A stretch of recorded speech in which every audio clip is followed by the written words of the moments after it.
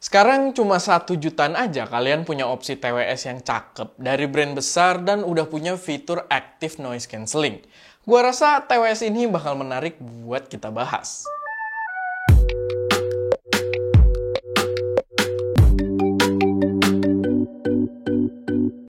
Halo semuanya, selamat datang di channel Nyanteh dengan gua Erwin yang masih kaku dengan nama channel baru ini, dimana kita akan membahas tentang berbagai hal yang berkaitan dengan teknologi, entah itu gadget, PC, peripherals, dan lain sebagainya. Dan kalau kalian suka dengan hal tersebut, pastiin udah subscribe dan aktifin juga notifikasinya ke mode all biar nggak ketinggalan update-update terbaru dari channel ini. Nah, pada video review pertama gua di channel Nyanteh ini, gua mau sedikit membahas tentang sebuah TWS dari Huawei yang menurut gua bener-bener cakep banget secara estetik dan juga fitur yang ditawarkan. Ini adalah Huawei FreeBuds 4i yang harga resminya itu dia dijual seharga Rp1.199.000. Cuman pas gua cek di official store-nya pas video ini dibuat, harganya masih Rp999.000 aja. Mungkin lagi promo dan menurut gua jangan sampai ketinggalan kalau memang kalian tertarik dengan produk ini. By the way, kalau kalian kepo atau kalian udah curiga gitu kan, ya benar, barangnya udah ada di sini. Dia cukup menonjol di framing gambar kita dan ya, langsung aja kita bahas.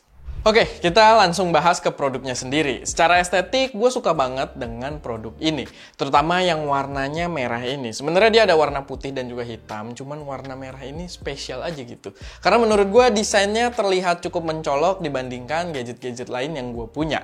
Merahnya ini juga somehow kelihatan mewah, nggak berasa murahan sama sekali. Style case-nya yang berbentuk agak lonjong ini juga memberi kesan yang menarik buat gue. Ini tuh kalau kalian bawa nongkrong, terus kalian taruh di atas meja gitu ya, lagi kalian pakai si headsetnya, gua rasa bakal bikin orang sekitar cukup penasaran ini produk apaan, karena memang bentuk dan warnanya ini cukup eye-catchy banget menurut gua. Lalu nggak cuma desain aja, build quality TWS ini juga terasa premium banget. Mau case-nya ataupun unit TWS-nya sendiri, itu punya build yang benar-benar proper. Dan feel-nya terasa cukup mewah ketika di genggaman tangan.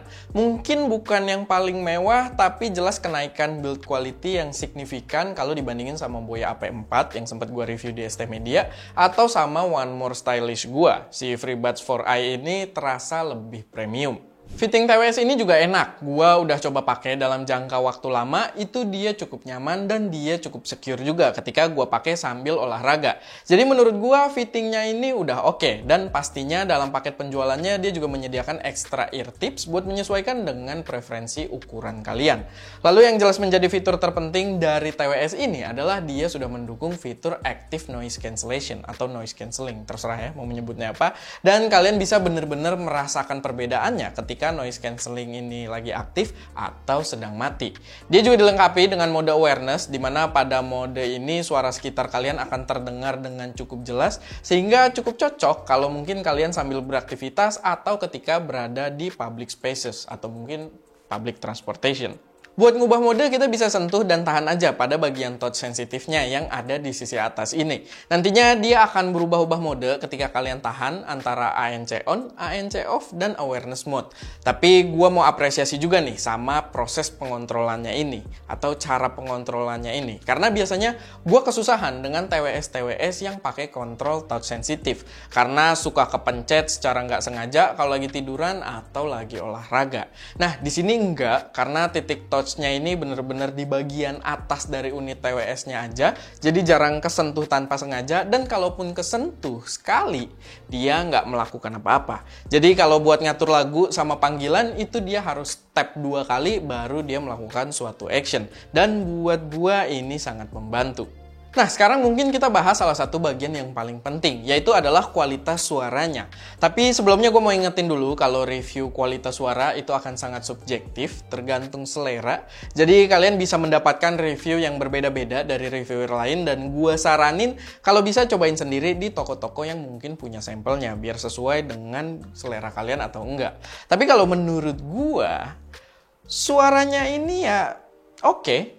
cukup enak, tapi bukan yang meng-amaze gue. Bass rapi, detail juga masih cukup baik, tapi gue merasa staging terbilang kurang buat selera gue, dan gue merasa separasi suara juga terdengar kurang enak pada lagu-lagu yang biasa gue dengerin. Jadi berasa banget penurunan kualitasnya ketika gue denger lagu yang itu-itu doang gitu kan.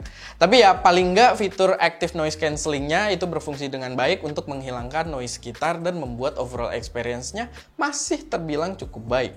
Tapi ya buat kualitas suara, gua rasa bukan value terbaik dari TWS ini. Jadi mungkin buat teman-teman yang ngejar sound quality, kalau misalkan kalian audiophile atau semacamnya yang into audio banget, TWS ini bukan pilihan yang tepat.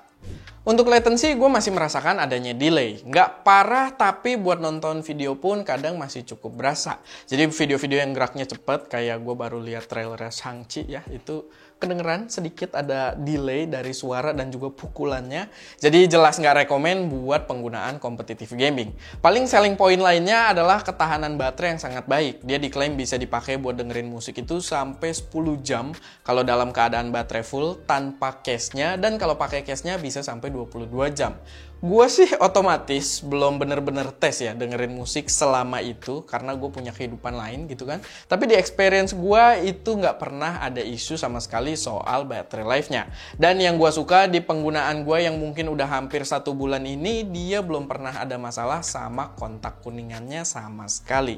Jadi ngecas itu selalu aman, tiap ditaro dan ditutup kedua earphone mati dan nggak ada masalah sama sekali. Nggak kayak di Boya AP4 dan Saramonic Gaming Earphone yang gua pernah tes, dan selama pengetesan itu sempat isu beberapa kali kontak kuningannya. Kalau kalian tahu itu yang nyambungin case dengan si earphone-nya ya, biar kalian paham.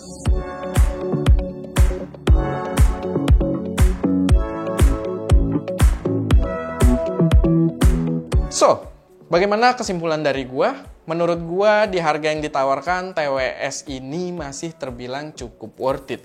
Dia terasa sebagai produk yang sangat mateng, membawa kualitas yang oke, kualitas suara maksudnya, kualitas suara yang terbilang oke, dan yang paling menarik udah membawa fitur active noise cancellation. Oke, paling segitu aja. Semoga memberikan gambaran yang cukup jelas. Jangan lupa buat like, comment, dan subscribe. Dan jangan lupa juga buat join server Discord kita, karena sekarang kita udah punya server Discord. Dan kalian silahkan join biar nggak ketinggalan berbagai pembahasan yang nggak dibahas di YouTube. Linknya ada di deskripsi. Oke, itu aja. Gue Erwin, di belakang kamera ada Ska, dan sampai jumpa di video lain.